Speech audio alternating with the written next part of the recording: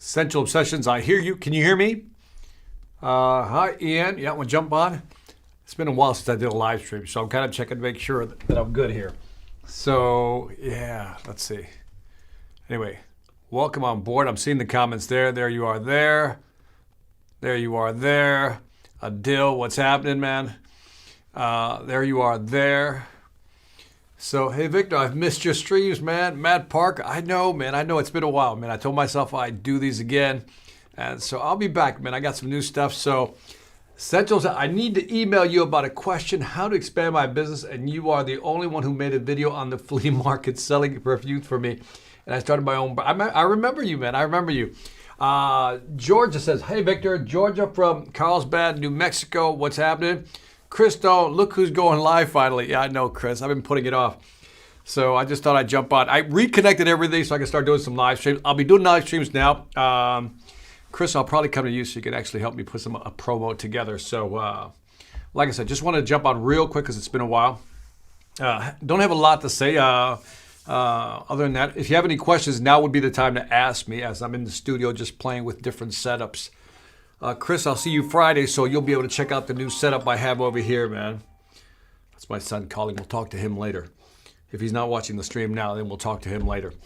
But anyway, so good to be back. So I don't know if I'll be doing Sales After Dark again, but I'll be doing something similar to Sales After Dark. So you let me know. By the way, what's a good time to do a live stream for you guys?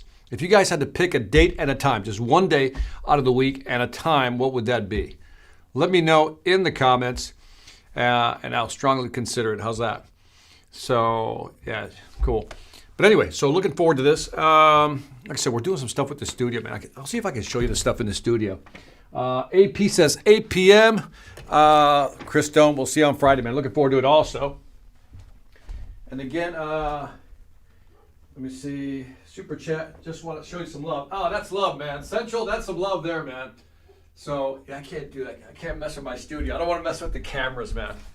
I don't want to mess with the cameras, man. So we'll leave that alone, man. And Central Obsessions, man.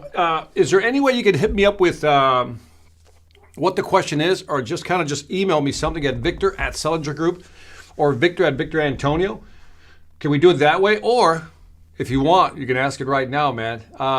Yeah, just email me at Victor@Victor Antonio. How's that? Victor@Victor Antonio, and I'd be more than happy to answer your questions.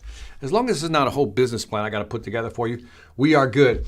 You're saying afternoon is best for me. Yeah, I'm thinking earlier during the day, either that or super late at night. I know I get a lot of folks from the other side of the world, so I got to try to find a time to balance both of those.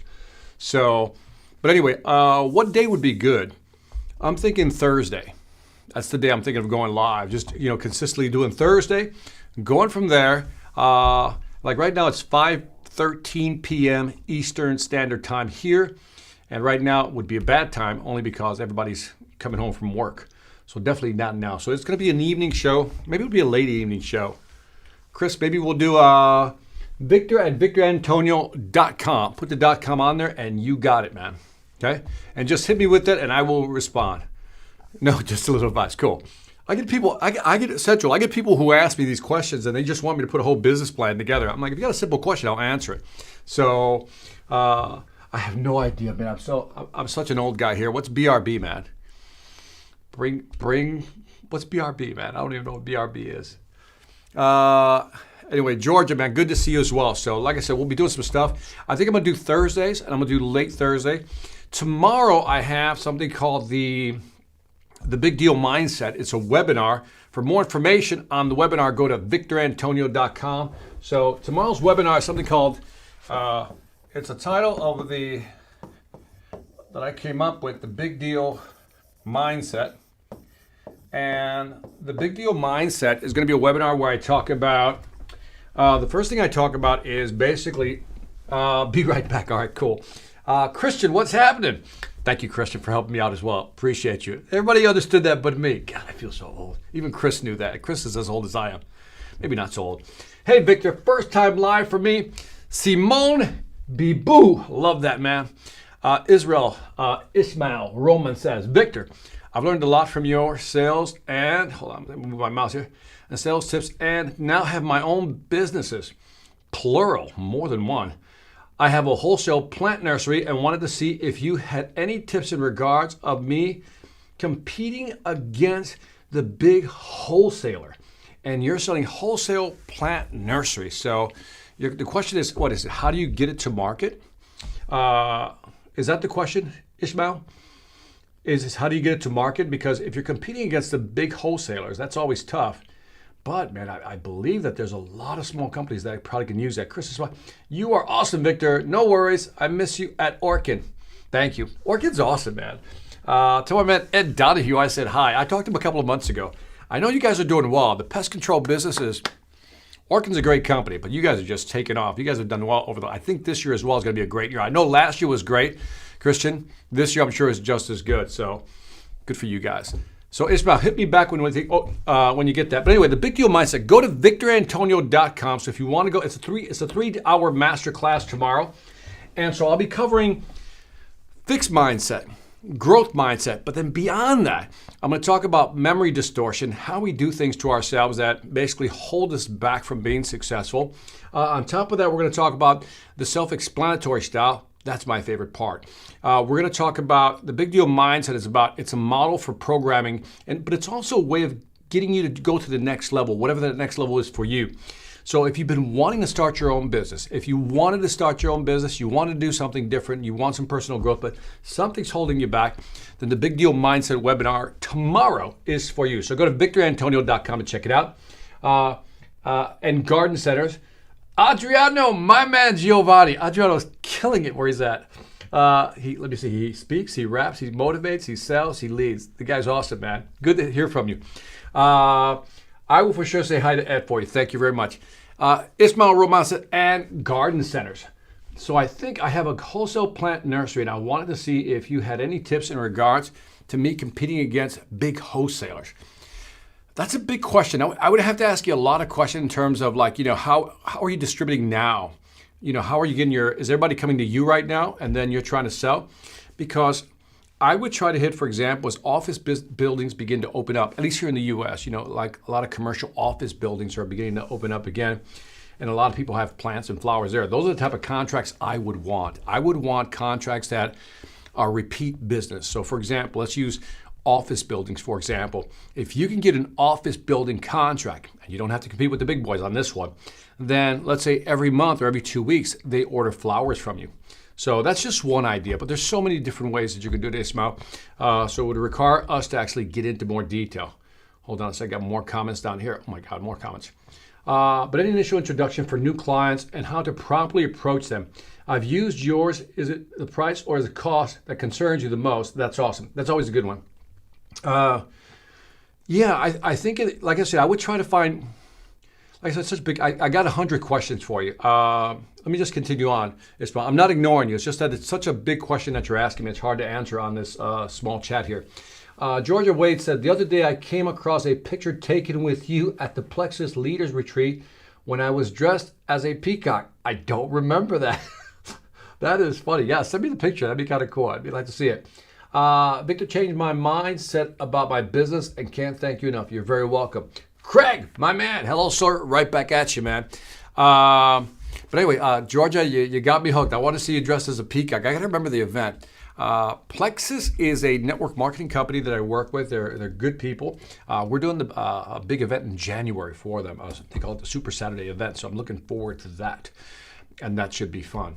But anyway, I just wanted to jump on here real quick because I hadn't connected everything and I had to reconnect everything on my live stream. So I said, well, let me just do this real quick to make sure it works. So I'm glad you guys jumped on. Thank you for helping me with the test here. And other than that, Central, I'll wait for your email. Ismail, again, if you have like specific questions or something that I can answer, I'd be more than happy to answer. Victor@victorantonio.com. Other than that, like I said, if you guys have a good time for me to go live, I'm looking at Thursday, and I typically went on live at 9 o'clock. Maybe I'll just do 2 times. I'll go like, maybe early in the morning and really late at night for my international folks. Maybe that's what I need to do, something like that. And so new content, my new book, it comes out in January, by the way, Mastering the Upsell. Officially, it comes out in January, Mastering the Upsell. And so I'm super excited about that one. And on top of that, let me see what else has been happening since we last chatted. Just a lot's been happening. A lot of virtual stuff. I don't know if we're going to get back to doing live events, but this is pretty cool that we're doing, a lot of virtual event. Less traveling for me. That's been the cool part. Yeah. It's funny because during the pandemic last year, I traveled the first quarter and then everything shut down last March. And so since then, my travel has been at a minimum. My last trip was to Canada, where I had to take my tests. You got to do a COVID test when you enter the country, and then when you're about to leave, you got to do it all over again. And by the way, I took the test. I went into one of those places where they actually, do the swab in the nose.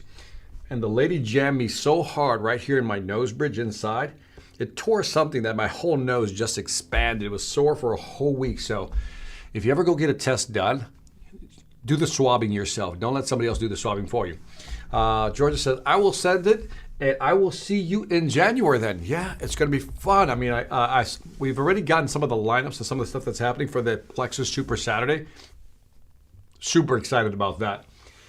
And again, the book, Mastering the Upsell, comes out in January. Check out the Big Deal Mindset. Again, I'm doing that tomorrow. Go to victorantonio.com.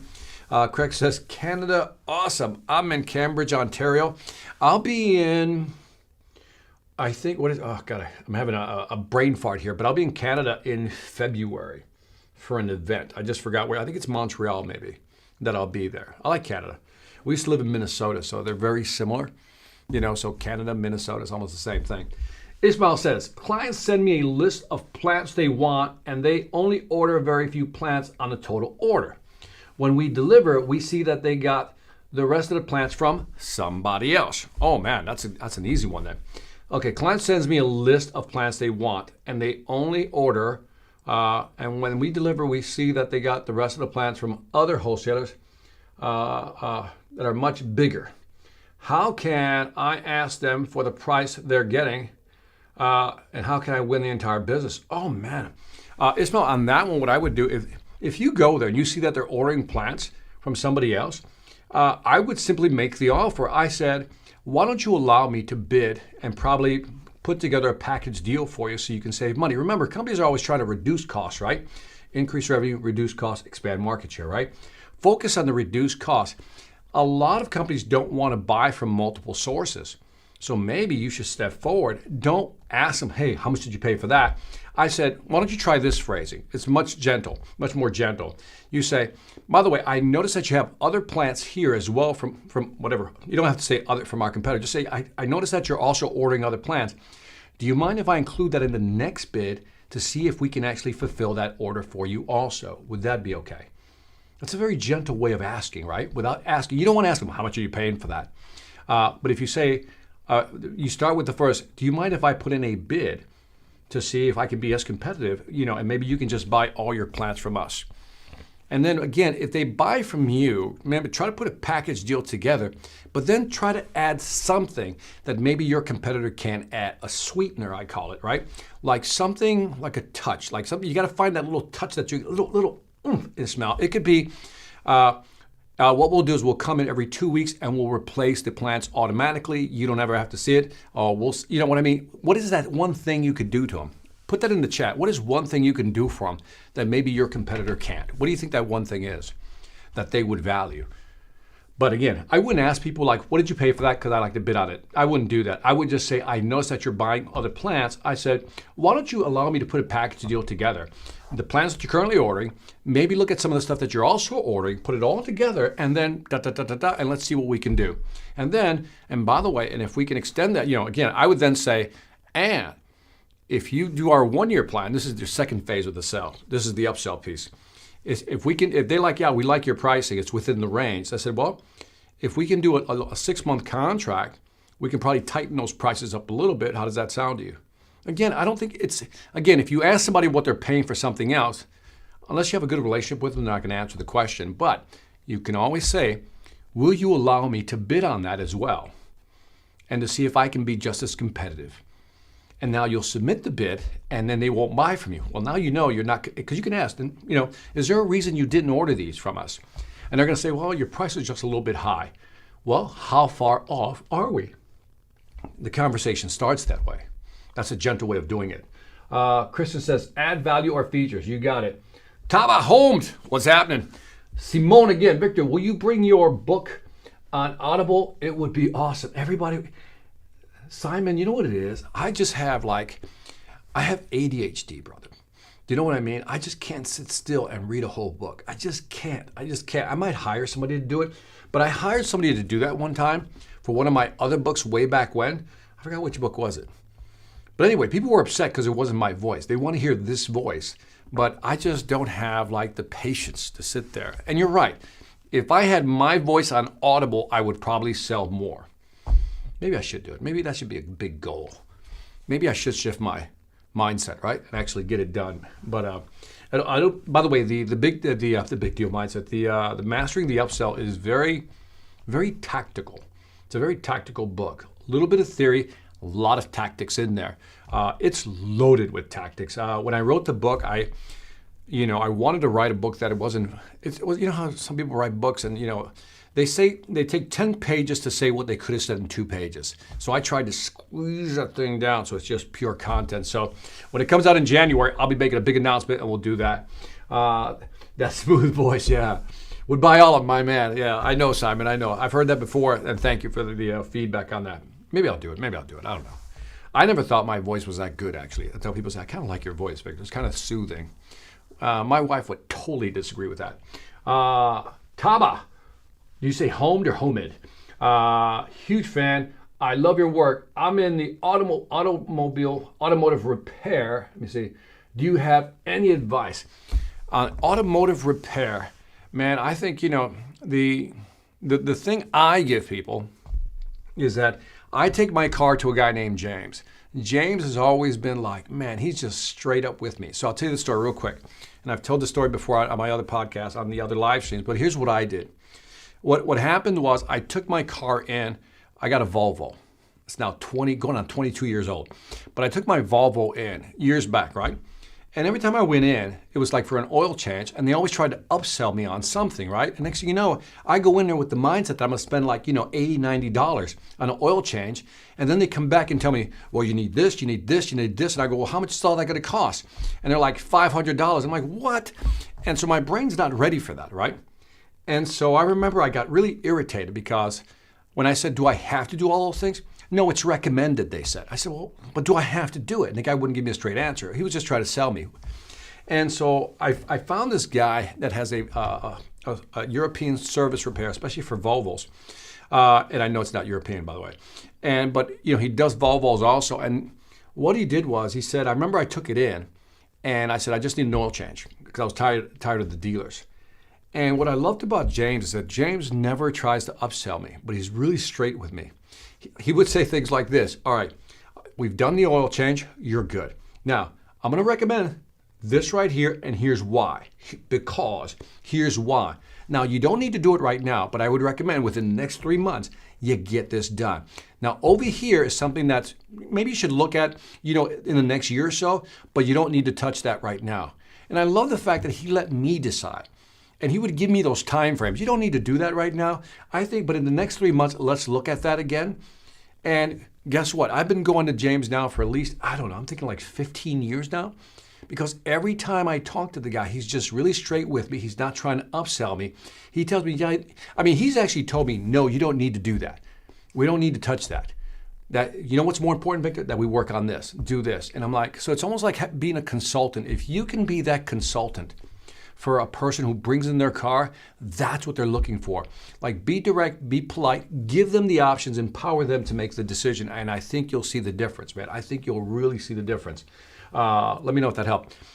Ismail says, awesome, Victor. Many exclamation points. Thank you. I have won a few bids on the fact that I don't charge them freight, but will definitely use that phrasing. Thank you very much. Stay active and listen to you live, man. Cool. I'll try to do it. LinkedIn user with no name. Victor, I lost a deal yesterday.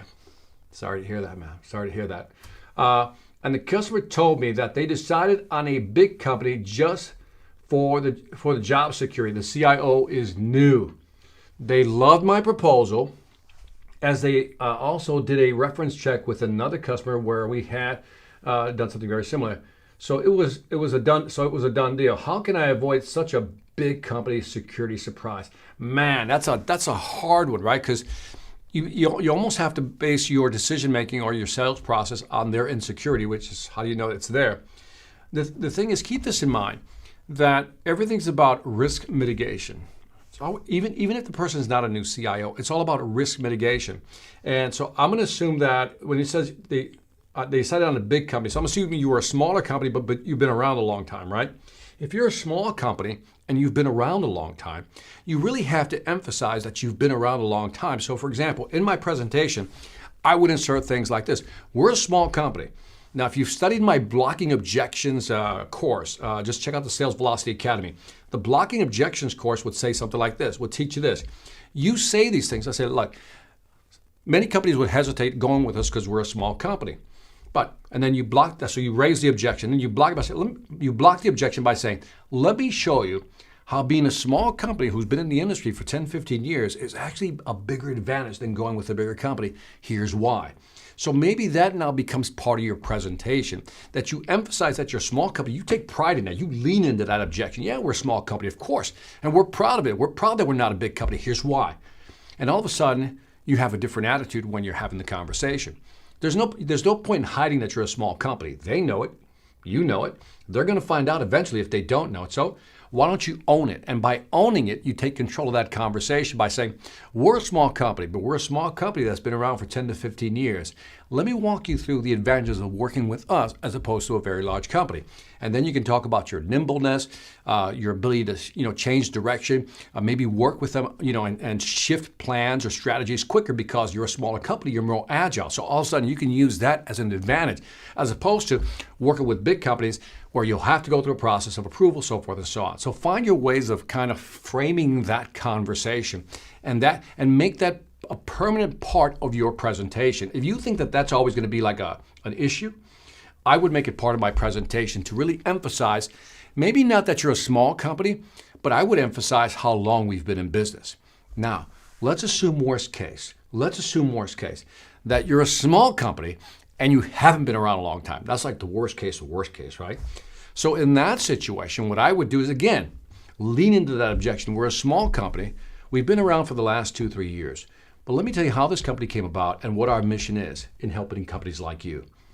Notice I lean into that objection. That's what the blocking objection course is all about. It's how do you lean into objection? So, when they walk out of that meeting, here, let me rewind the tape. Let's say you don't block the objection. You don't say any of what I just said, right? You have a great meeting. You're like, you walk out of there feeling champion, like it's a great meeting. The problem is, as soon as you walk out of the meeting, probably happened in this one, they go, I like, since you don't have your name there, I'll just say, I like LinkedIn user. I like the company. I said, but it's a small company. They've only been around 2-3 years. Let's go with the other one. It's more secure, right? So they have those conversations when you're not in the room. That's the worst thing that could happen to you. And maybe that's what happened. As you had a great presentation, they had a great presentation, but in the end, they were afraid of that little thing. Now, if you had handled that objection in the meeting and had that conversation, that stuff won't come to bite you in the ass later on, if I can put it that way. And that's one way I would handle that. Let me know what you think of that answer. Let me know if it was incomplete, but I think that's a very powerful way to approach it. You would sell me, Victor. I love hearing the author, and I listen to audiobooks all the time, says Georgia. Oh, Georgia, you guys are going to make it hard for me.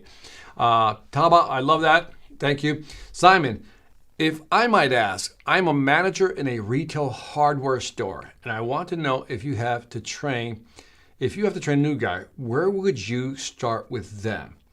In retail hardware, what I would do is the first thing, now this is just me now being a consumer, the first thing I would teach them is where everything's at. If a customer walks in, don't train them on, just where's everything at? It's amazing to me how many times I walk into a retail store, a hardware store, and like I'll use Lowe's, for example. Let's just use Lowe's. Lowe's is the hardware, supplier here, for home fix-it-up jobs like Home Depot. And because of the turnover that they're having, I've gone in there several times and I go, hey, where do I find this? And they're like, and then they have to literally pull up their app to find it. Well, I could have done that, right? So I think one of the first things to do is to first train them on, where everything's at. what departments. In other words, if somebody asks them a question they don't know, they know where to go. In other words, so that would be phase one of my training. Where's everything at, the floor layout? I need you to memorize it. When I ask you a question, you got to tell me it's right here, it's right here. Where do I find nuts and bolts? Right there. Where do I find, I don't know, power tools? Right there. They'll know that. Phase number two is that I would rotate them. If you have 5 or 6 departments, I'd rotate them. Just spend 1 or 2 days in each department just to get an idea of what's what. And again, you're not going to get deep knowledge right away, especially if they're new and young, but they know where everything's at and they're a little familiar with every department. Imagine doing this within a week and a half or 2 weeks, and I think you'll at least have a good start. We always talk about speed to value. In other words, how do you train people and get them to a point where they're actually valuable to a company, which is what you're talking about. And that's one of the ways I would do it. And I would do a compressed time frame. Like maybe you can't afford to put them 2 days here, 2 days there, 2 days there. Well, hell, maybe it's just half a day here, half a day there, half a day there. Compress the time, and then at the end of each of those rotations, ask them a lot of questions. And again, I think if you can do this within the first week or 2, you're going to have a great employee. Let me know if that helps. LinkedIn user says, thank you. Right back at you. Simon, thank you. Let me see. Osvaldo Cuello. I think that's it. I love your work, Victor. Greetings from Brazil. Muito bom. Love Brazil. My favorite place is Recife and Porto Alegre. Yeah, I used to travel back in the day. I used to love it. Simon says, good clue. Okay. Question. I find that my sales are very unstructured. I sell well sometimes and others I don't. How would you suggest structuring my sales process in a way that I can make big deals always and consistently? A lot of people, that's called winging it here in the U.S., Osvaldo. And that is that, sometimes we just kind of want to go in there and just talk to the customer. I think you don't have to go. There's a balance between freestyle, just go in there and talk to the customer, and a structured presentation. I believe that there is a blend in the middle. If I have a sales process, I'm working with you on a sales process, the first thing I'm going to have in my head to ask you is, what are the top 5 to 7 questions that we need answered? What are the 5 to 7 things we need to know to see if this is a good deal or this is going to move in our direction? Now, if I'm putting together my sales process, I know that I need to ask those 5 or 7 questions. And if I can answer, 3 of the 5 or whatever, 3 of the 7, whatever it may be, and they answer positive, I think this is a deal for me. But you also remember, in your process, you're also looking to disqualify. By disqualify, I mean you're looking for answers from them that say, this is not the right fit for us. So for example, let's say, I don't know, you're selling some cloud enterprise network system, right? Some enterprise product, right? Different cloud services. And you're talking to a person for the first time and they say, well, I only have 2 employees, right? That could be one of your qualifying questions. Well, how many people do you have in your sales team? And they say 2 people. You go, in your mind already, you disqualify them because, that's not enough business for you. Your minimum is you got to have at least 50 people for me to consider proposing something. So the long-winded answer shrunk down is this. One is, what are the 5 to 7 things you need to know when you're talking to a customer, or what are the 5 to 7 things you need to get across to show them, to demonstrate the value that you bring? Have that in your head. So almost like by the end of that 30 or 45-minute meeting, you actually hit all those 7 points or got all those 7 questions or a combination thereof. But keep in mind, you're also looking to disqualify, and that is to ask questions to see if they're a real customer. Can they even afford you? If I say something to you, Osvaldo, I said, Osvaldo, I can come to you. We do sales training for companies like yourselves. Now, when we do group training for your company, the minimum is $20,000 depending on what you need. Is that within your budget? I just qualified you. Because now you're either going to say yes or no. If you say no, well, then I know that you're not for me. If you say yes, I'm like, this is good. So we can't be afraid to ask those tough questions. Let me know if that helped a little bit. Christian, go for no. Yeah, just go for no. You're looking to disqualify. And that's the thing. It's not so much that we're looking for everybody to say yes. Sometimes we're looking for people who say no so we can move on to somebody who will say yes. Great point, Christian. Thank you very much. Hey, Marshall. Hey, Victor. Trinidad in his house. One of my side hustles. I love that. I like you already, A. Marshall. I'll just call you AM. Is tutoring math. Any advice for a sales script for when a parent first contacts me? I still feel shaky on the first contact. That's an interesting one. Remember, think about A. Marshall, AM. Think about the insecurity. This is important. Think about the insecurity that the parent, or the anxiety that the parent is feeling. Their child is falling behind on math skills, right? So let's say they're calling in. Instead of blabbing about how great you are, just say, my opening line would be, what prompted you to call me? Like, what prompted you to call me? And he says, well, my son brought home bad grade in math, right?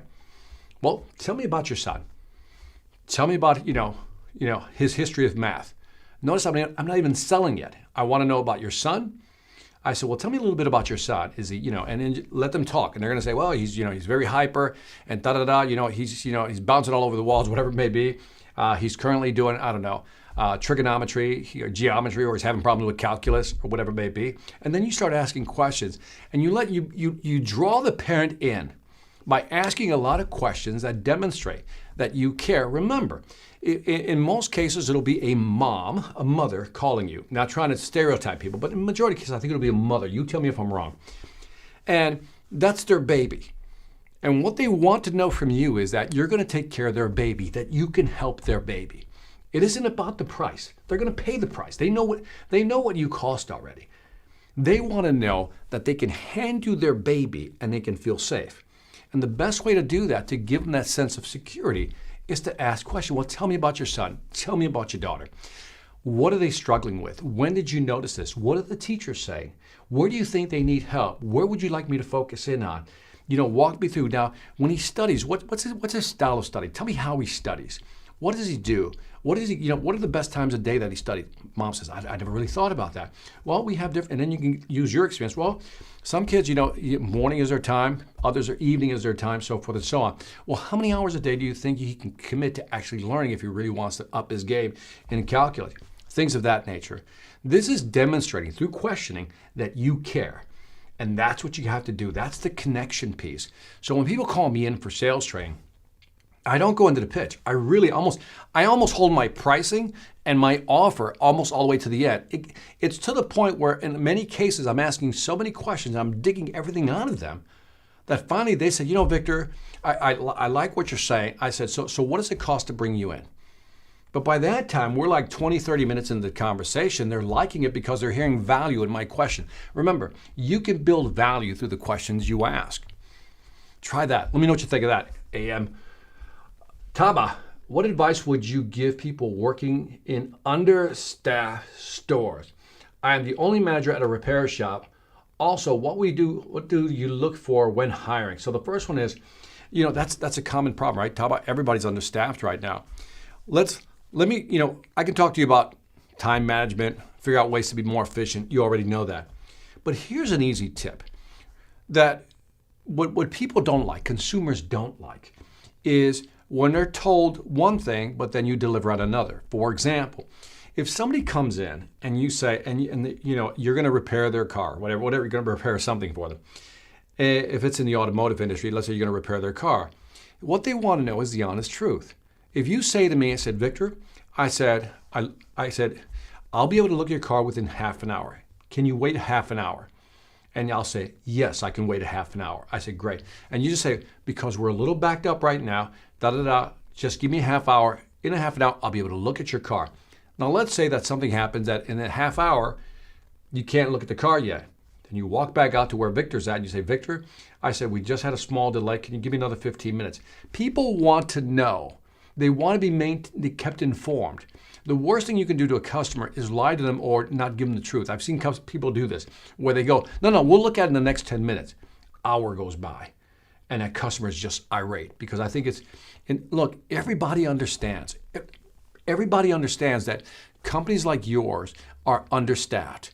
And if you're just honest about that, that's all you have to be, is honest about that and just be realistic on what you can and cannot do. I think you'll find that people will be reasonable. You'll have a couple of people who are jerks. They won't understand. But everybody else understands. I mean, at least here in the US, everybody understands that everybody's short-staffed. You go to restaurants, you're a little more patient because you know they don't have enough waiters and waitresses, right? So everybody gets it. So I don't know if that helps, but let me know. Love your content. Hey, Marshall. Osvaldo, fantastic. Thank you very much. You're very welcome. Word, Victor, my girl, Kristen. What keeps you motivated, Victor? Man, just like you, I fight with motivation, man.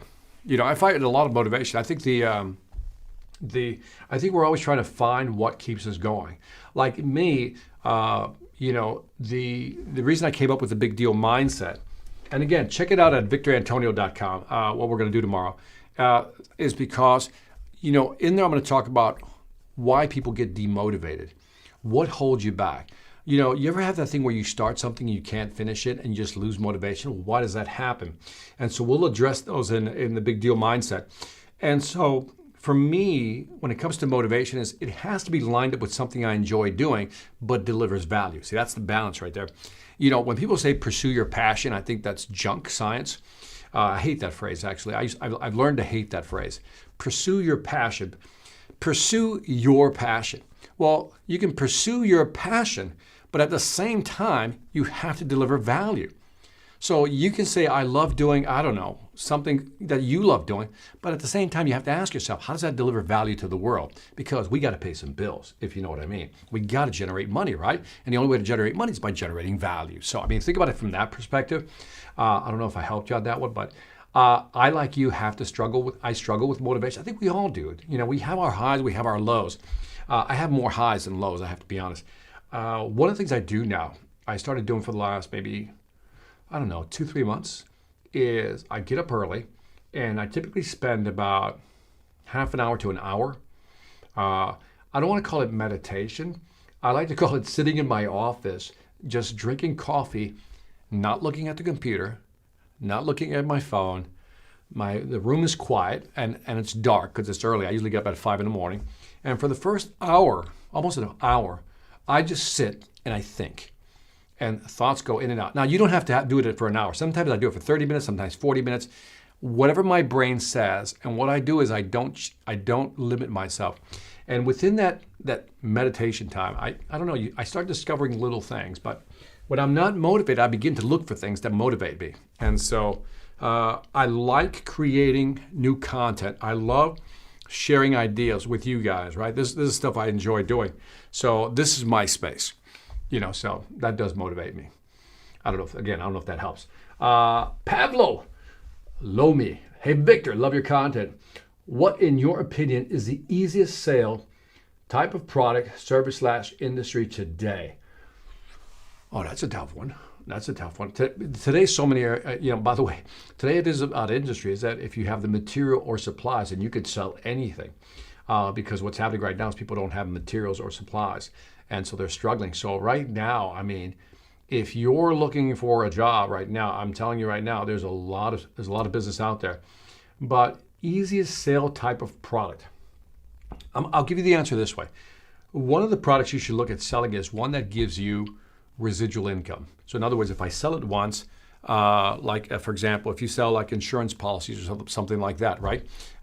Every year you get some residual and they start stacking over the year. So even though insurance, for example, depending on what type of insurance you sell, is a tough business, the residual income from these policies that you sell begin to stack over time. So it may be difficult, but in the long run, the residual income, the recurring income rather, is there. So that might be another way of looking at it. Don't know if I answered your question, but it's a big question. A. Marshall confirms, yes, a lot of mama bears. That's what I'm talking about. So if you're talking to a mama bear, you got to be more patient with them and really kind of let them know, I'm here to help and take care of your child. So thank you. You're very welcome. Ade Odumfa, man, it's been a while, man. VA Apex Predator all day, every day. Too funny, man. Thank you, man. I appreciate you, man. Right back at you. What caffeine do you intake? Need to buy it as soon as possible. Man, I don't know, man. I don't do a lot of, I do a lot of coffee. I got to be honest. I drink coffee in the morning like a madman. I used to drink like 3 carafes. I used to do that. I'm down to 1 a day. So that's pretty good. 1 carafe a day. I typically do a Starbucks run, like midday, maybe 10 or 11 o'clock sometimes. I do a Starbucks run, but I try not to drink any caffeine after like midday. But today my daughter brought me an extra caffeine, so that might be juicing me up right now. So man, I just coffee, man, just coffee. Bishal, long time, man. What does Victor Antonio call her wife? The boss. The boss is still the boss, man. The boss is running the house. Bishal, great to hear from you again, man. It's been a while, man. Simone's back. Simon, any tip to getting better with listening skills and remembering information? Because often I feel like I'm getting stuck inside my head. Dude, I know that feeling. Simon, there's a book. It's called, let me look it up. It's called, let me see if I can look it up while I'm talking to you. It's called Made to, this is one of the best books I've read on memory. Let me see. I'm just gonna, there's two titles, two different books. I think it's this one. No, it's not Made to Stick. I think it's called Make It Stick book. Okay, so yeah, it's called, the book is called, let me just get you the title here real quick. I mean, this book is like gold, okay? It's gold. So it's called Make It Stick by several authors like Mark Brown, Henry McDaniel, and three people. And there's a third person in there. I get for some reason it's covered up here. And Peter Reidiger. Okay, so again, Make It Stick. Now, what I love about the Make It Stick book is that it really talks about memory retention and then different things that you can use to actually retain memory, to retain information in your head. So it's a really, I mean, it's a great book. It really explains how memory works and how you can retain and have better recall. So again, it's a great book. Check it out. As far as listening, Christian, that is it. Thank you very much. So as far as listening skills, I think too often we got to kind of pause. I think we want to talk to, to like demonstrate that we know something. And we all struggle with listening, by the way. We all do, especially me. But sometimes I'm practicing kind of like, you can wait. One of the things I learned that's very helpful when it comes to listening, you know how when you're like listening to somebody, but an idea pops in your head, right? That you want to say something, but then the person's still talking, right? So you get this anxiety like you're going to forget. Let me know if that's you, right? You get this anxiety like you're going to forget and you just want to get it out, right? And then you wind up interrupting the person and you ruin the flow. And so what I've learned to do, and I do it now more because of Zoom, is if you're talking to me and you said something, I would like literally have a little note here and I just write it real quick, whatever it is. So I'll just say, for example, let's say you asked me something about, a book on recalling, I'll say book, and then I'll put Make It Stick. I just put M-I-S, Make It Stick, right? I put book, M-I-S. And then my anxiety drops because I wrote it down. I won't forget it. And then when you stop talking, Simon, I'll say, hey, Simon, early on you asked me about this and you were mentioning a book. I just noted it down here, da-da-da-da, here's the book, so forth and so on. And then all of a sudden your anxiety goes down. So try that. It's a tactic that's been helping me if I just have something to write it down with. And I've been doing it now more because of all these virtual calls. So yeah, you feel it too, right? This is like, oh, I need to say something. But if you just write it down, I think it'll be that much easier to do. So hope that helps, man. Hope that helps. Would you ever come to Rochester, New York or like Buffalo, New York? Eventually. I was supposed to do an event there tomorrow. It was a friend who's doing an event. He invited me to go speak, but I was like, I didn't want to get on the plane right now for this year. So like, I'm like done for the rest of the year. After tomorrow's webinar, that one, I'm done for the rest of the year. So I can just enjoy another, was that almost like 20 days? I'm gonna be so lazy. I'll probably do some work though. Not too lazy. Thank you again, Christian, for the book, putting that in there. Ade, VA, can you please advise on script to use for selling in today's virtual selling market? Oh my God, that's such a big question. Like, it isn't so much about script. Here's what I would say, Ade, is that you see how I've set up the screen? Like I can do stuff like, I can play with my screen, so I can just go like, I can go full screen, I can just do that. I can do close up, like what's up? I can get you on the board. You can look at the board. I can do all these wonderful things. And so I believe that it can, you can run different scripts, right, that you can use. But one of the things I think we're underselling ourselves on is how we look when people first log on to meet with us. Like I can do stuff like this very quickly, right? And that just blows people away. It's an attention grabber just to be able to go like that, just to be able to do this, put my head up there, or in this case, since I'm not lined up, all of a sudden I can do this, and they can see me like, wow, check this out, big deal mindset, da-da-da. And that to me is also becoming part of what we should be doing. We should be get better at, great, the scripts are one thing, but also get better at presenting virtually and coming across like a professional. Like, when we go see a client, we used to go face to face. We put on a nice suit, we get dressed, we go meet with them. It's all great, right?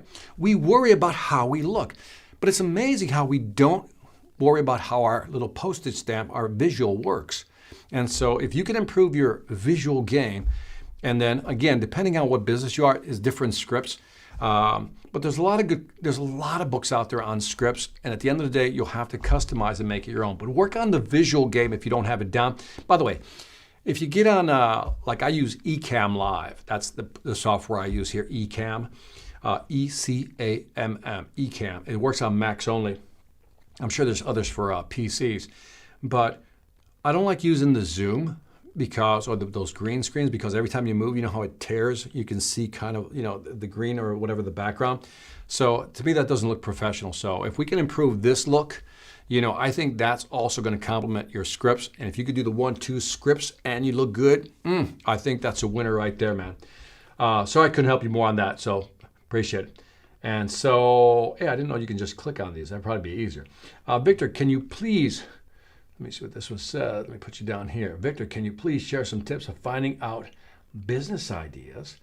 What do you mean? I know this topic is very common. Can you please share some tips about finding out a business idea? I don't know what that means. Do you mean like, just come up with different business ideas for a business?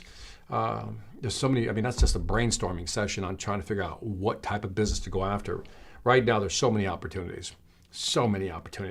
What's happening is, what's really interesting here in the U.S. is that, they call it the Great Resignation, and that is people who quit and don't want to work for a company anymore, and they're just going to start their own business. So right now, I think we're about to experience an explosion of creativity and innovation with all the people who are going to start businesses, especially businesses from home. I think that's going to be big in the future. So one could say that maybe a good market to go in is, how do you help, people who work from home? How do you help them set up their business? How do you help them sell from home? How do you help them sell remotely? How do you help them get their business going? How do you help them with their marketing if they're selling from home for the first time? So all these home-based businesses are going to need experts to help them become better. So that's a good business idea. So, there's so many great ideas out there. So give me, hit me back, Jake, if you had something specific in mind. So James Hanzimanolis. Man, that's a long name, J-H. Hello, right back at you, James, man. Thank you for joining me. Simon says, yes, good idea. Yeah, thank you. You're welcome. Taba, wait, there is the event in Rochester your friend is having. I'd love to go. It started today, but it's in Spanish, though. Sorry, Taba. So unless you know Spanish, other than that, I'll send you. Ade says, thank you. You're very welcome. Chris Stone says, Ecamm Live, which is what I'm using right now, rules.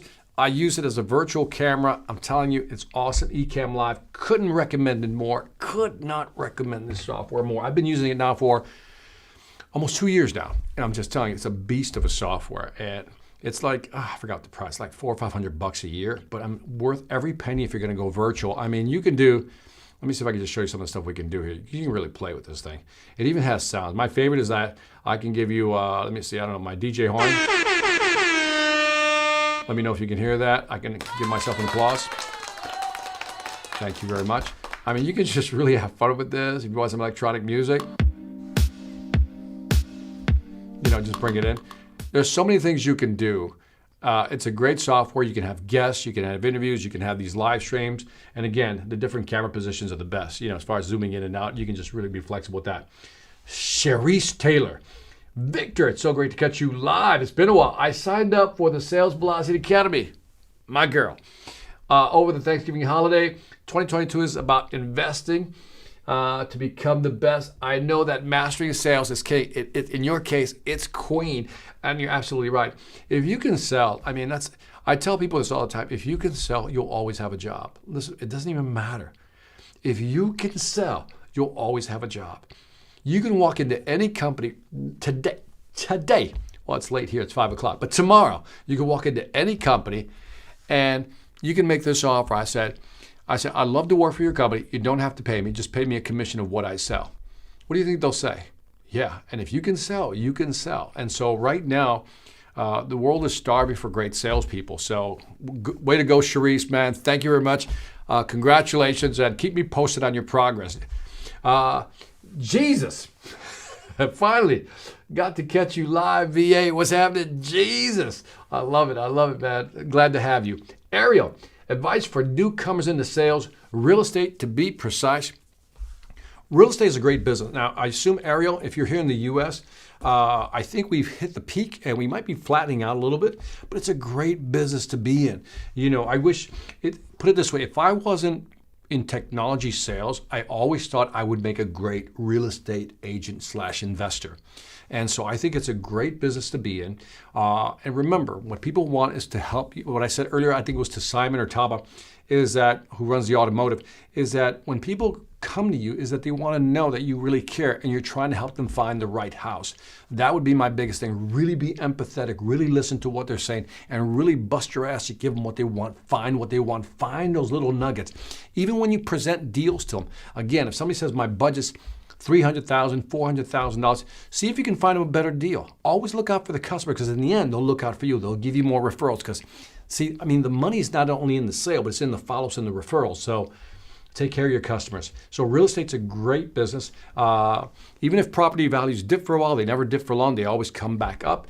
And for those of you who invested in the U.S. and bought property, you know, over the last 2 years at least, I mean, property's just gone nuts. After the pandemic, we had the step function. Property values continue to rise.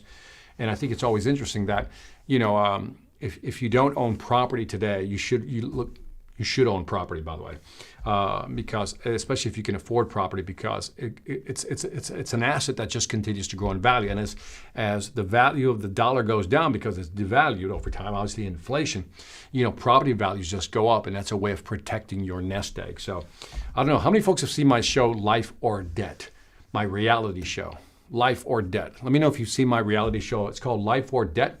It's on the Paramount Network. Yeah, I have a reality show. It's called Life or Debt, like you owe somebody. And I did a full season. I'm the host of the show, so check it out, because in there I talk about finances and how people can get out of debt and just be successful. So Ariel, I hope that helped a little bit. You're in the right business, man. You're in the right business. It's a good business. But again, it's a lot of hard work. People think it's easy, but you know, getting going, it's like that S curve, right? Getting going is going to take a while, but once you get it going and you start getting referrals, I think that's when you're really going to start having fun. So don't give up. By the way, find a good mentor in that business. Somebody who you can ask questions when you feel insecure or when you're losing energy and motivation, so you can hang in there, okay? Kunal Sharma, I think I got that right. Started with a new company selling business phones and websites. The job requires me to cold knock businesses. Ooh, tough business, man. I haven't got any training, and 2 months into business, my manager is just pushing. No training whatsoever. I mean, it is, that's a tough one, man. I mean, so if you got to go cold knock businesses, I mean, why don't you try this, Kunal? Why don't you try this? This is what I mean. First of all, it's tough. And the fact that they didn't give you training, I hate managers like this. Managers like that irritate me. Why don't you do this? Figure out, for what you're selling, what specific vertical you're very good at. Like, I want you to look at your company's database and look at the companies who you're selling to today. And so let's say, I'm just going to make this up. Let's say, and I'll use Ariel as an example here. Let's say that, you know, you've done a lot of work, especially on websites and phones, for the real estate industry, right? So step number one, identify where you're already winning, where you're selling and getting a lot of business. So let's say it's the real estate industry. Okay, that now makes you focus in on the real estate industry. Now, you then have to, like, forget your manager for a while. You have to figure out how to sell. Your manager just apparently doesn't know how to do it, because he's not even training you. So you can do the cold knocking, but then you figure out for yourself. You look at your database. Who's bought from you? Why did they buy from you? How did they buy from you? Because maybe it's not about just cold knocking. Maybe it's about email, putting a marketing campaign together. And so there's, again, things that you can do with technology today. You can use email. You can use funnels. So these are things that you can do for yourself and maybe invest in yourself. If the company doesn't give you the resources, it doesn't matter. Learn it on your own. If I have to buy a marketing funnel software, you know, if they don't have a CRM, buy your own CRM, okay? You can go to like Pipedrive, for example, it's like $20 a month. Invest $20 a month in yourself. Now you maintain clients, you give them your database. On top of that, you can buy like an email software to kind of do follow-ups or create funnels. Okay, you'll have to spend another $40, $50 a month on that too. Okay, whatever it is, you spend $100 a month, but you create your own little system of how you market to people. So you'll do some cold knocking, as you say, but you can also do some email marketing. You can also connect with people on social media. Figure out what your plan is, okay? Because apparently theirs isn't working. And if it's not working, then you have to kind of figure it out. So again, I feel bad for you because you didn't get the training, and I think that's always like, it makes you feel a little insecure. By the way, there's a book by Mike Brooks. I'm recommending books today. Let me see. Mike Brooks wrote a book called, it's something about, let me see, Mike, I don't want to guess. Mike Brooks, I think it's email. No, or phone scripts or something like that. Phone scripts, I think, is the one I'm looking for. Phone scripts. Okay, so he's got one book, and I'm looking at it right now. It's Mike Brooks, and it's called Power Phone Scripts. Power Phone Scripts by Mike Brooks. Now, that is a great book. Okay, and that right there, if you're doing a lot of cold calling, that book right there has a lot of scripts, but a lot of really good scripts. There's a couple other books out there. Art Sobchak has another one. If you want, again, I'm just throwing them out here. Art Sobchak. And by the way, I only recommend this because I know these guys are good. Art Sobchak has a book called, let me see if I can find this book. Oh, I forgot, how can I forget his name? He has a book called Smart Calling. Art Sobchak. I think it's spelled Sobczak. Art Sobchak. Smart Calling. Another great book. So if you're looking for phone scripts, I think that's the way to go. So anyway, hope that helps a little bit. Heard it. That was fun. Gotcha.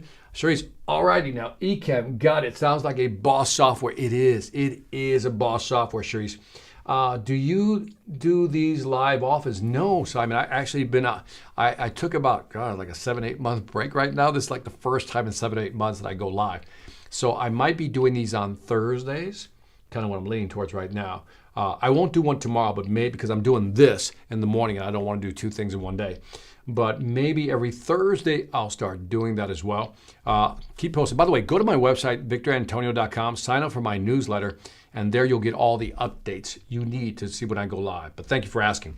Jesus, what's a good start during the holiday season to connect and plant seeds for more sales in January? Right now, I mean, it's one of those things where you can just do it, man. Again, it's don't sell. Just wish people a nice holiday. And if there's something you can send them, even better. A nice thank you. How you doing? Just be cheerful, man. And then, you can start seeding them by saying, hey, hope you grab, I said, just before I go on vacation, hope you have a great holiday season, Merry Christmas, all that stuff. I said, I look forward to connecting with you in January. I'll reach out, after the 2nd and see if we can set up a time. That's kind of pushing it down the road, right? It's kind of very nice. It's very polite. And it shows that you're more interested in them having a great Christmas. And we'll talk about it after January 2nd. I'll reach out. And what you're doing is you're priming them. You're letting them know you're going to call them after the 2nd, right? And ask for a meeting. That's a good way of doing it, okay? Christian, again, we loved it. Love it. Cherise says, Lord have mercy. You have a reality show too? Yes, I do. Yeah. Why don't you do... What don't you do? Oh, there's a lot. My wife would tell you I lack it in a lot of places. I will check that out. I'll give it a binge over the holiday break. That's awesome. You're going to love that show. A. Marshall said, yes, watch Life or Debt episodes on YouTube. You can actually check them out on YouTube as well. I don't know if they have the full episodes. My favorite is the Aaron Carter one, where I had to help Aaron Carter. Yeah, Backstreet Boys brother, Nick Carter, Aaron Carter, that guy. And then the family down in... whatchamacallit, in Miami. It's a great season. It should have been picked up for a 2nd season, but that's okay. Inkle John, my man, the value merchant. It's been a while, Inkle, man. Always great to have you, man. Always great to have you. I'm doing okay, man. I'm doing okay. Ubwa says, Art Sobchak. It's spelled like this. It's a hard one. Sobchak. Art. And it's called Smart Calling. Art Sobchak. That's what it's called. So, and like I said, I wouldn't recommend it if I didn't think it was a good book. It's a good book. So check it out because it is a good book. All right, who else is here? Miss Inkle. JBC, just be cheerful. Great advice, man. It is great advice. Just kind of, no selling. Mike Brooks, author, power. Thank you again, Kristen. You're hooking me up today. You're hooking me up. Serum, Rob. I'll call you Rob. My vote is for Wednesday versus Thursday, just in case it may sway you to consider Wednesday. Hey, Rob. Like I said, I'm not set on Thursday. Kunal, sorry to spam chat. I've been really demotivated now as I expect my senior to help rather than poking for numbers. You can sell hard when you know how. I've been trying to get out of that mindset. Yeah, I mean, it's the thing is when it's not you. When you don't have, here's what I now know that I didn't know when I was a younger salesperson, right? Which is many years ago, by the way. When I was a young salesperson, I realized that I was better when I had a great manager, a great mentor, or a great leader. That's when I was at my best. When I was at my worst is when I didn't have a good manager. So I want you to take part responsibility for your lack of motivation, because you got to take responsibility for your own motivation, right? But also know that the reason maybe you're not motivated is because you're not getting the support you need. So you don't be so hard on yourself. But remember, invest in yourself. Always keep learning, always be better. And one day you may move on and find a better job, if that's the case. If you have a lousy manager, and you get a better opportunity, leave it, go to the next company. But if you invest in yourself, learning, reading, whatever it may be, webinars, whatever, just invest in yourself, become the best. Be that good, be a beast. Because once you're a beast, it's like people are gonna bid on you.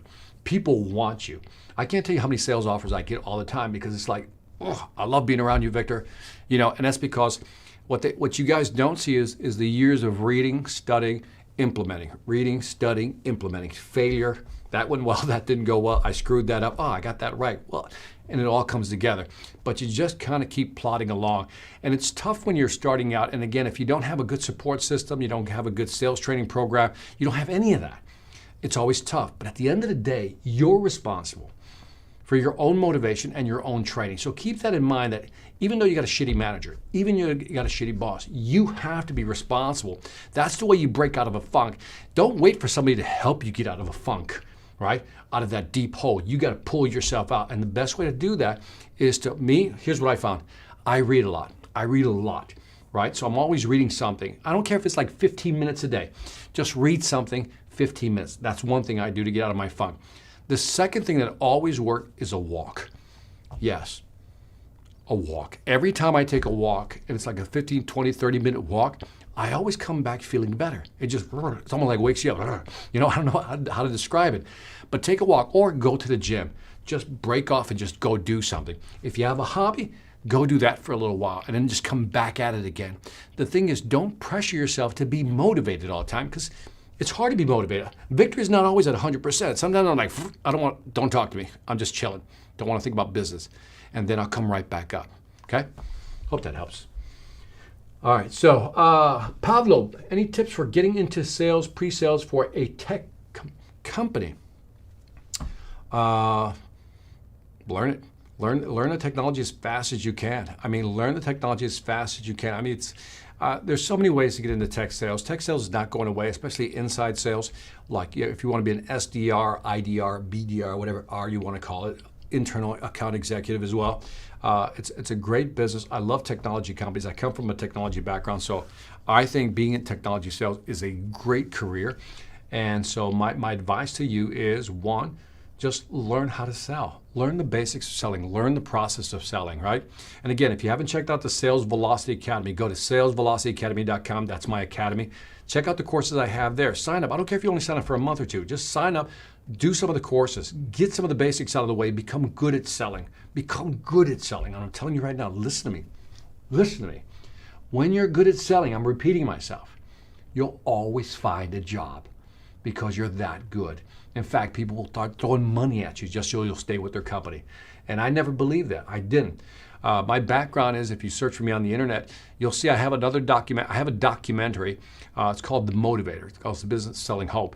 And it'll show you that, and I talk about how, we were poor, like poor. Like making a lot of money was like, like somebody else's dream. And I'm telling you right now, it took me a while to finally believe it, but you can make a lot of money in sales, like a lot of money. That's what I love about sales, because in sales, everybody wins. You sell something, you win. Yay. When you sell something, your company wins. Yay for them. When you sell something of value, your client wins. Yay. It's a three-way win, yay. So that's why I love selling, because everybody wins. Your company wins, you win, and the client wins. Okay? So get motivated. Be a beast. Let me see. Kunal says, any tips? You have to clarify that one. Christian, the Aaron Carter is on YouTube. I didn't know that.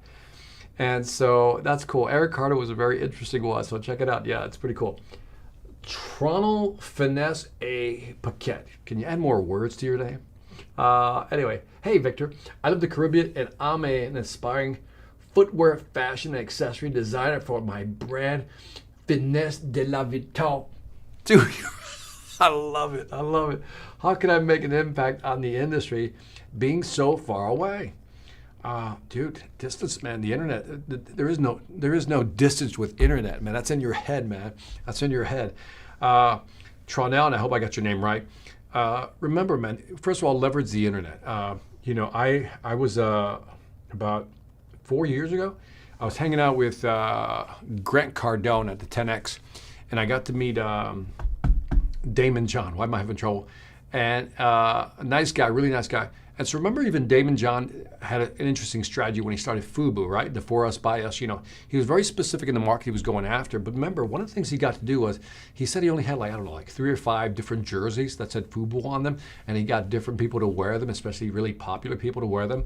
So, and that really accelerated his growth path and as far as recognition. So I think it's just a matter of you being creative and finding ways to connect people with your brand. Like, what's the story behind Finesse de la Vuitton, right? Finesse de la Vuitton. I mean, what's the story behind that?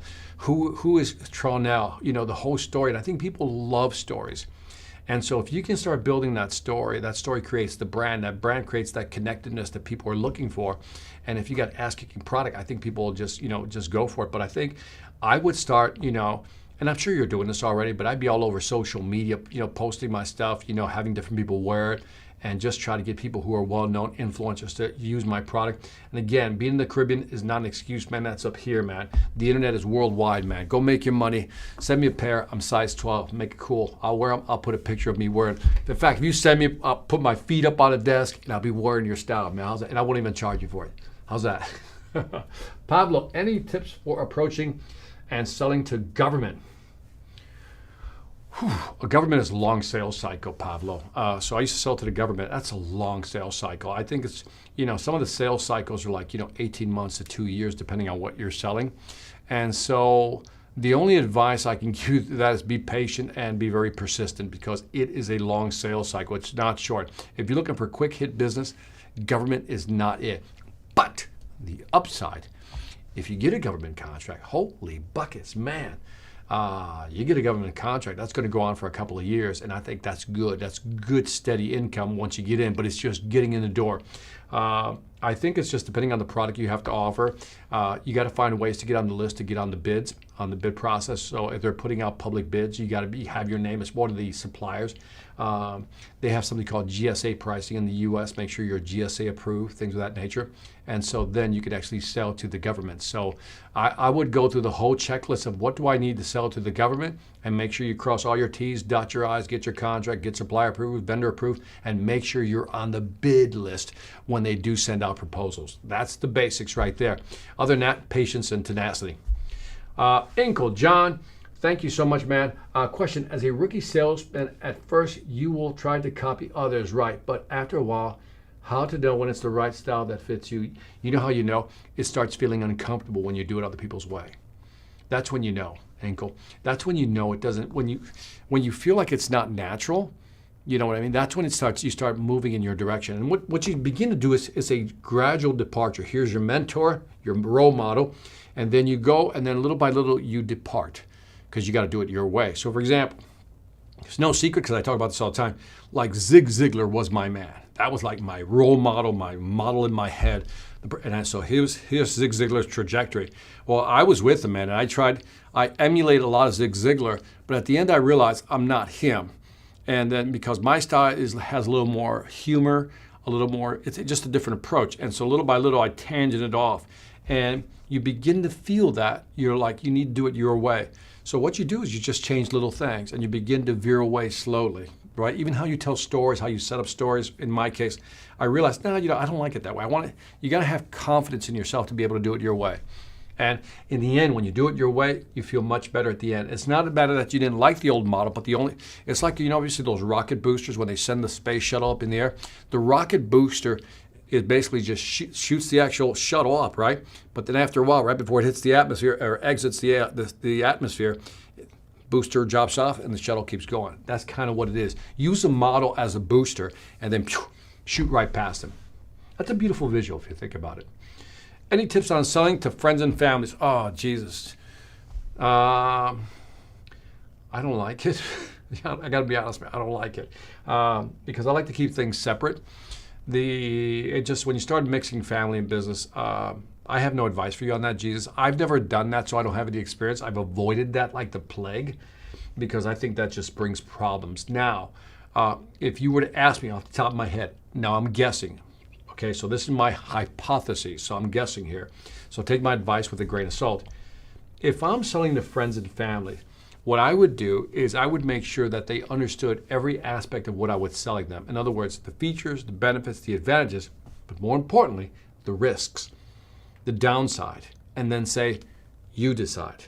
Don't buy from me. I would literally say this: don't buy from me because we're family. Don't buy from me because you're friends. I want you to buy because you looked at the benefits, and here's the benefits I see them, and here are the downsides I see them, and then you decide, and then you let me know if you're interested. That's how I would approach it, like that. I can sleep at night, and if a year from now, 2 years from now, family member says, you sold me something that was no good, I said, no, let's go back to our conversation. I laid out the benefits and the disadvantages. And then I said, you made a decision, and then you called me. That's how I would do it. Like that, nobody can ever come back, and I can sleep well at night. So don't know if that helps. Kunal says, Victor, love you and your worth. Thank you, man. I appreciate that. I wish I had you as my time mentor manager. You always want someone who will try to pull you out from that dark space rather than blaming you to be there. Keep in mind that people that blame is that they're in a dark place. They can't do it themselves. They're in a dark place. This is what I've realized about poor managers. The worse a manager is, the more they blame and the more they point their finger. The best managers don't do that because the best managers are like that, in other words, think of it's almost like if two people were in the well, you and the manager in the well, right? And the manager's yelling at, hey, you need to get out of this well. Well, the manager's still in the well with you. The best managers are probably sitting on top of the well outside telling you, hey, this way. Let me show you how to get out of the well. And I want a leader that shows me how to get out of the well, which is my dark space. And so when a manager is just doing this all the time and is not really supporting me or not really helping me or guiding me, then that's usually a problem. Now, on the other side, on the flip side, since I don't know your manager, let's be positive. If he's giving you great advice and he's training you and then you're not executing, then you have to take personal responsibility. So I'm giving you both sides. So if he's not training you and he's not supporting you, shame on him. Don't take it personally, okay? You just have a bad manager. But if they're training you and they're supporting you and you're not executing, that's your fault. So you decide which one it is, okay? Tronell, thank you, Victor. I appreciate you for that. I got you. There you go, man. Mindset, man. Just shift it. Okay. Ubois.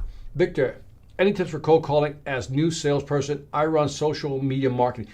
Earlier, if you look at the feeds earlier, Ubois, I recommended 2 books. One by Art Sobchak, which is Smart Calling, and then the other one was by Mike Brooks, which is Power Phone Scripts. Check those out, man. They're great. The scripts in there are fantastic. Some of the tips and tactics in there are exceptional. And by the way, I do have, if you go to Sales Velocity Academy, my academy, I have Cold Calling Success, which is a course on cold calling and prospecting as well. So check it out at salesvelocityacademy.com. Simon, as a manager of retail hardware store, like I said earlier, I also have to sell on the floor. Any tips on manager and selling at the same time? Tips on selling at the same, because I feel like I don't have time to coach enough. Let's say what I would do, Simon, if I have a new salesperson, what I would do is if a customer approaches me, I would tell my salesperson, my trainee, I said, hey, when you see me talking to a customer, I want you to come and stand behind me. Tell them that's what they need to do. Don't wave them over. So if you're talking to a customer, the trainee should be right there. The trainee should just walk over. You see me with the customer, you come over and you just listen. You listen to the pitch, and then when you answer the customer's question, the customer leaves, what did you learn from that interaction? That's what you say to the trainee. What did you learn from that interaction? Did you see what I did? What did you pick up? Okay, great, got it.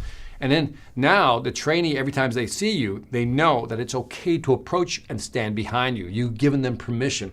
That's one of the things I would do almost immediately. That's almost like training on the spot. Let me know what you think of that. Appreciate, who's your favorite sales trainer other than Zig Ziglar?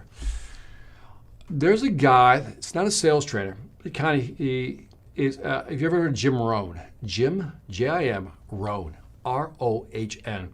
I'm a Jim Rohn fan. In terms of sales trainers, the people that I really admire are the people that wrote the book, The Challenger Sale. You ever read the book, The Challenger Sale? It came out about 10 years ago, but I think it's still like iconic and probably one of the best sales books I've ever read. So The Challenger Sale, Brent Adamson, Matt Dixon, I think is the other guy on there, called The Challenger Sale. Those guys, I love their content because it's very research-based. In other words, they do a lot of research and then they put that research into a book. I love books that have a lot of research. That's not a bunch of stories, stuff like that. And so I would check out what they have to offer. Brent Adamson and Matt Dixon. Check those two guys out. Sorry, Simon says, sorry, my English is off. English is my second language. Dude, I got no problem with your English. You're good with me, man. Jesus says, awesome. Tie or no tie? No tie. I think we've passed on the tie thing. You know what I mean? I think casual shirts, nice button down. If you got to wear a blazer, wear a blazer. But yeah, I go no tie. Cherie, sales, the oldest profession in the world. Heard that from Zig Ziglar. Okay, sales is never going away. Remember, the serpent sold Eve the apple. We got to get with it. Absolutely, that was probably one of the first sales. Probably is the first sale ever made. Harmon Brar, Victor, great knowledge. Thank you so much for just a question. How to close more people in selling or of retirement savings plans or long-term savings with high compound interest of 6% to 12% interest. Well, first of all, those are incredible interest rates that you're offering them. So they are long-term because you have to lock those in. How do you find people? So I work with a lot of finance companies. In fact, one of my coaching clients right now, it's a big one, is a financial institution where they help people with their investments, right? And so what they do is really interesting. They do a public workshop for free, 30, 40 minutes, where they invite a lot of people and then they come here to talk about, different investment strategies. And then what they then do is invite them for a one-on-one meeting. That's how they do the prospecting. Now they look for, depending on, again, I work with different companies in the financial industry. Some will want you to have, at least $200,000 in capital, not real estate, capital that you can invest in. Others says $500,000. So that's another thing that I think is interesting. You need to define who you're targeting. So for example, maybe you say, anybody, Victor, between 50 and 60 is kind of our target range because they're moving into retirement. Or maybe you're going to shift down and say, no, anybody between 35 and 55 is who we're targeting. So first of all, get your demographics down, then figure out a way to prospect to those folks. Because if you're offering 6 to 12%, that's an amazing interest rate right now. Even at 6%, that's pretty amazing. So the first thing people are going to say, what does that mean? Is that true? So make sure you make sure you have enough credibility behind what you're saying and a track record to prove that you can deliver on those numbers. So there's different ways that you can market to them, but some people just figure out what demographics to go after. Some people use pay-per-click on Facebook or Google. Some people do workshop free seminars to draw people in. Some people do webinars online. So figure out what your marketing funnel is, but more importantly, who you want to sell to.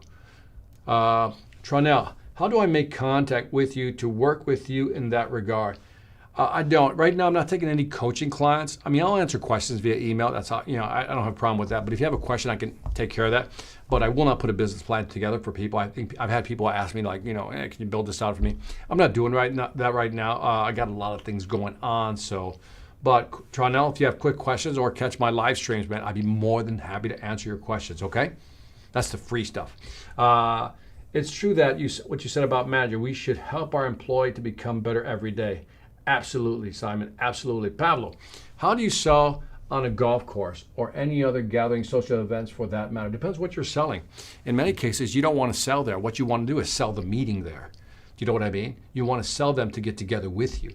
You want to provide something so compelling. You're not closing the deal on the golf course. You're closing the deal. You're closing the meeting first after the golf game. Let's say a couple of days later, you close the meeting.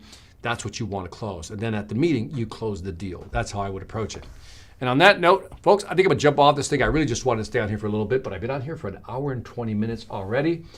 Thank you guys for hanging out. And again, go to victorantonio.com. Join me tomorrow for the Big Deal Mindset, or at a minimum, sign up for my newsletter like that. You know when I go live and what my schedule is. On that note, take care, guys. Ankle.